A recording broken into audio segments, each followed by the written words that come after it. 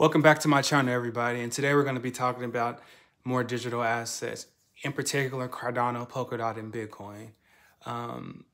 The headline says, investors piling the Cardano, Bitcoin, and Polkadot. This is really great for the crypto market because the market is really the big investors are actually starting to see value in other digital assets besides Bitcoin.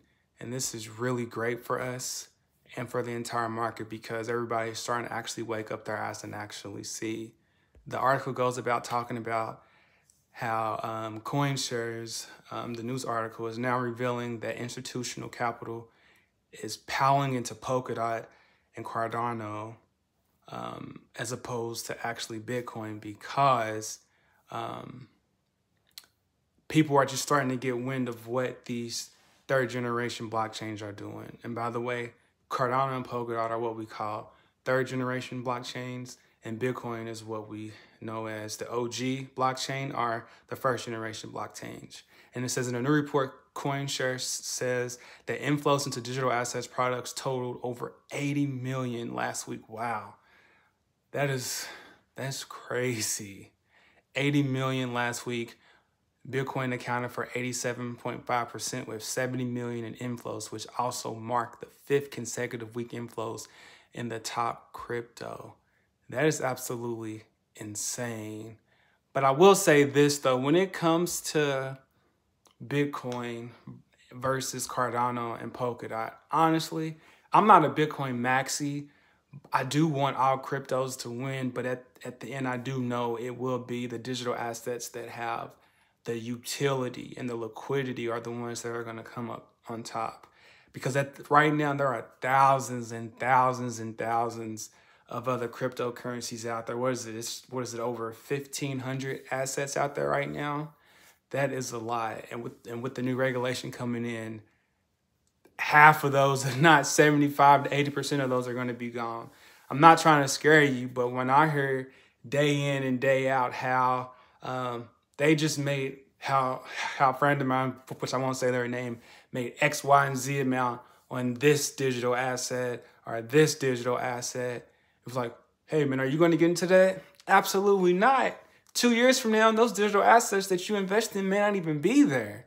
So it's just one of those things. It's just like, bro, I don't think you should be doing that, but I'm not a financial advisor. I don't think you should be investing in that, but I don't know though, and just throw my hands up and call it a day, you know? But it's just one of those things where you can tell somebody what asset you should be looking at versus what asset you shouldn't, because it could be a pump and dump scheme. You just never know. But let me just back up for a minute. You know, some of my subscribers who are actually subscribed to me may not know what Cardano and may not know what Polkadot is. Cardano and Polkadot are members of the third generation blockchain that allows the proof of stake mechanism to be in effect. Are just quite simply put, faster transactions.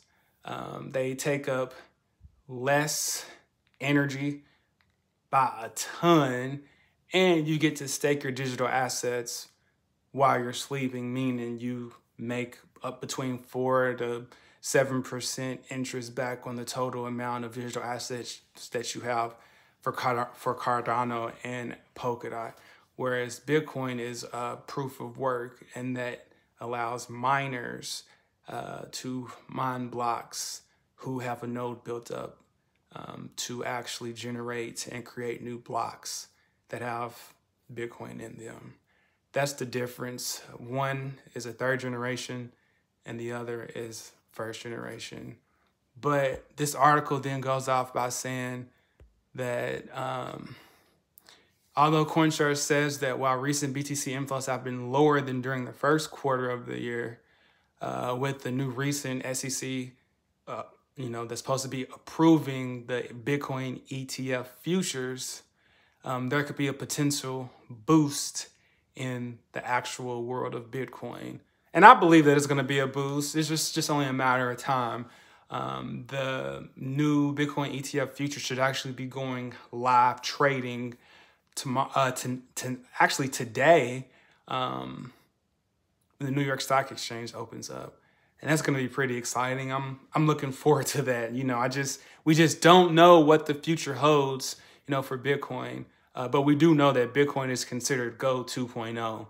And I'm not a financial advisor, but I would advise you to do your own research on what Bitcoin is and the type of utility that it has. Because it does have utility. Even though it's the first generation digital asset, it does have utility. It's considered a store of value. So I would tell you to do your own research on it, but Bitcoin does what Bitcoin does, and nobody can tame it. People can try to tame it, but ultimately you can't. Bitcoin doesn't answer anybody. People and governments can try to ban Bitcoin all they want to, but they're gonna find a way to do it. The more something is banned and you tell somebody that they can't get it, the easier they're going to try to find a way to get it. They're going to try to find it regardless, whatever it takes. But that's the difference between Bitcoin, the first generation, and the third generational digital assets, Cardano and Polkadot. And actually, when it comes to those type of generationals, there's a significant amount of transaction speeds. What Bitcoin can do about, 3 transactions per second, whereas the third generations, you know, can do between, don't quote me on this, 16 and higher, but it's absolutely insane.